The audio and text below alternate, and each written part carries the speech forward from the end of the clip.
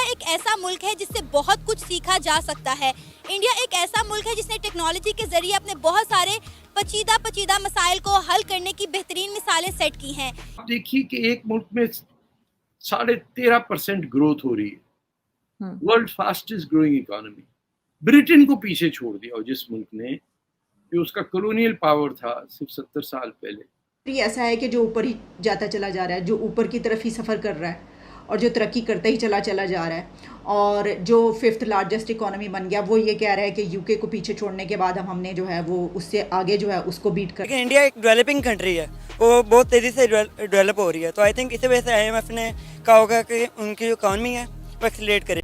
तो hello friends, स्वागत है आपका TVP न्यूज़ में, और चैनल को सब्सक्राइब करिएगा और बेल आइकन दबाना मत भूलिएगा। तो जैसा कि आप देख ही रहे होंगे, IMF ने प्रेडिक्शन की थी 2023 के फाइनेंशियल ईयर को लेकर, और ये प्रेडिक्शन देख सारी दुनिया हैरान परेशान है, और पाकिस्तान कुछ ज़्यादा ही है। 2023 के फाइनेंशियल ईयर को लेकर देखें तो भारत एक लौता अकेला देश होगा जो 6% की ग्रोथ रेट से ग्रो करेगा, और दुनिया का कोई ऐसा देश नहीं है जिसने 5 का आंकड़ा भी छुआ हो। देखा जाए तो ये अच्छी न्यूज़ है, पर अच्छी न्यूज़ के साथ साथ हमें बहुत सी चीज़ों में रिफॉर्म्स करने पड़ेंगे अगर हमें यही ग्रोथ रेट बनाए रखना है। तो अगर रिफॉर्म्स की बात करूँ तो रिफॉर्म्स हमें फ़िलहाल तो पहले अपने हेल्थ सेक्टर में, एजुकेशन में काफ़ी ध्यान अभी भी देने की ज़रूरत है। और ये IMF के चीफ इकोनॉमिस्ट का कहना है, अगर हमें रेस में आगे अब और दौड़ना है तो हमें कम से कम 10 ट्रिलियन की GDP चाहिए। तो खैर देखते हैं पाकिस्तान की आवाम क्या कहती है इस बारे में। कि 2023 में भारत 6.1% ग्रो करेगा। अकेली इकॉनमी सिर्फ भारत की है जो ग्रो करेगी। IMF की लिस्ट में बाकी तमाम कंट्रीज हैं वो अगले साल 2023 तक खसारे का शिकार होंगी, चाहे वो US हो, फ्रांस हो, जर्मनी हो, इटली हो।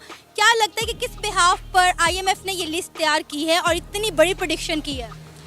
देखिए, दो चीज़ें होती हैं। अगर तो इकोनॉमिकली देखा जाए ना, जैसे कोई भी इकोनॉमिस्ट है वो ये कहता है कि इसकी जो IT की प्रोडक्ट्स हैं पूरी दुनिया में बहुत ज़्यादा सेल हो रही हैं, कि जो यहाँ से वो ज़र मुआवजा कमा रहे हैं वो सऊदी अरब की ऑयल प्रोडक्ट से ज़्यादा है।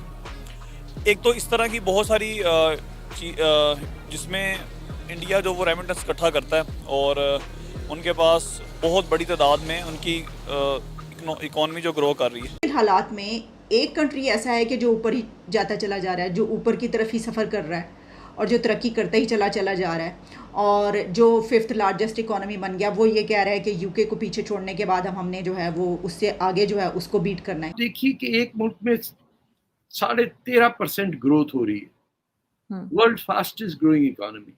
ब्रिटेन को पीछे छोड़ दिया और जिस मुल्क ने, कि उसका कॉलोनियल पावर था सिर्फ 70 साल पहले, एंड पूरा एम्फसिस इंडिया में universities, education, running water and toilets. यानी अभी वो उनकी वो सुपर ट्रेन चल रही है अहमदाबाद और दिल्ली के बीच में 200-300 मील पर घंटा के ऊपर। हमारे यहाँ फ्लड के विक्टिम्स को सड़कें नहीं मिल रही थी, जाके आपके टेंट लगाएं। इनका जो लिटरेसी रेट है वो बहुत ज़्यादा है, और आप देख रहे होंगे IT की फील्ड में, इंटेलिजेंस की फील्ड में इनका रेवेन्यू और इनकी import export rate as compare to import ये बहुत आगे हैं। तो आप देख सकते हैं कि कोई भी इकॉनमी है किसी भी कंट्री की, वो डिपेंड करती है एक्सपोर्ट रेट पे। हमारा जैसे इम्पोर्ट रेट ज़्यादा है तो हम लोग अंडर डेवलप्ड हैं, लेकिन इंडिया एक डेवलपिंग कंट्री है, वो बहुत तेज़ी से डेवलप हो रही है। तो आई थिंक इसी वजह से IMF ने कहा होगा कि उनकी जो इकॉनमी है वो एक्सीलरेट करेगी। इसके साथ साथ उनकी डिजिटल ट्रांजैक्शन जो है वो बड़ी ज़बरदस्त है।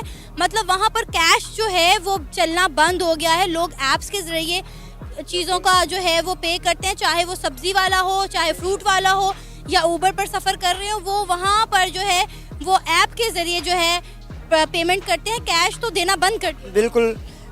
हमारे पास अभी ये ऊबर वगैरह आई हैं, करीब मेरे ख्याल से 2 to 3 ईयर्स हुए हैं या 5 ईयर्स होंगे मैक्सिमम। लेकिन हम मेरे ख्याल से जब 14 या 15 ईयर्स का मैं खुद था तो 2015 में, तो हम तब से उनकी ये देख रहे हैं। तब फ्लिपकार्ट उनका आया करता था, ये ऐप्स हैं, उन्होंने इस तरह थोड़ा डिजिटलाइज करना शुरू किया। अब ऐसा ऐसा उनकी एक चीज़ की उनकी एक ऐप है। अब दवाई.P की उनकी चल रही है, सब्ज़ी के लिए उनकी अमेज़ोन ऐप है, अमेज़ोन का आइडिया वहाँ से डेवलप हुआ। अमेज़ोन का आइडिया आए ही वहाँ से, ज़्यादा वो लोग यूज़ कर रहे हैं अमेज़ोन को, और हमें भी वहीं से चीज़ें मंगवानी पड़ती हैं। उल्टा हमें उसके लिए स्पेशल कोर्स करना पड़ता है। तो यहाँ से सीधा सा डायरेक्टली आइडिया होता है कि इंडिया बहुत एडवांस रहा है शुरू से, क्योंकि उसको पता था आने वाला दौर टेक्नोलॉजी का है।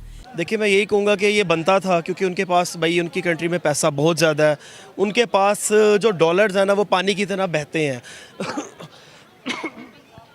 बहुत ज़्यादा वहाँ पे डॉलर्स हैं, बहुत ज़्यादा वहाँ पे पैसा है। तो 2000 हो सकता है 2025 में ये काम हो जाए। अब हम लोग जो है वो IMF के पास जाते हैं, मिन्नतें करते हैं कि हमें कर्जा दे दो।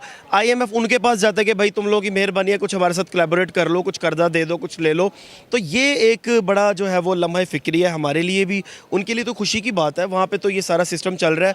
ये सिस्टम देख के मुझे इस चीज़ का बड़ा गुस्सा आता है कि यार ये वही IMF है जो हम जाके कहते हैं कि यार हमारा मुल्क नहीं चल रहा, भाई हमें पैसे दे दो, और वो उनके पास जाके उनको अपनी पॉलिसीज़ बताते हैं, उनके साथ मिल के वर्क करते हैं। और ये बड़ी एक ना चीज़ गुस्से वाली भी है कि यार ये IMF हमारे पास क्यों नहीं आया कि भाई हमारे साथ मिल के करो, क्योंकि हमारे पास कुछ है ही नहीं। उनको पता कि यार इन्होंने पैसा ही मांगना है। इंडियंस को उनको पता कि यार ये हमें फ़ायदा दे सकते हैं, हम इनको अगर थोड़ा सा फ़ायदा पहुँचाएंगे हम इनसे बहुत ज़्यादा फ़ायदा ले लेंगे। ये एक बहुत बड़ी वजह है। तो गाइस, ये थी पाकिस्तानी मीडिया और आवाम की राय। तो खैर, मिलते हैं ऐसी किसी नेक्स्ट वीडियो में, तब तक के लिए पीस आउट एंड जय हिंद।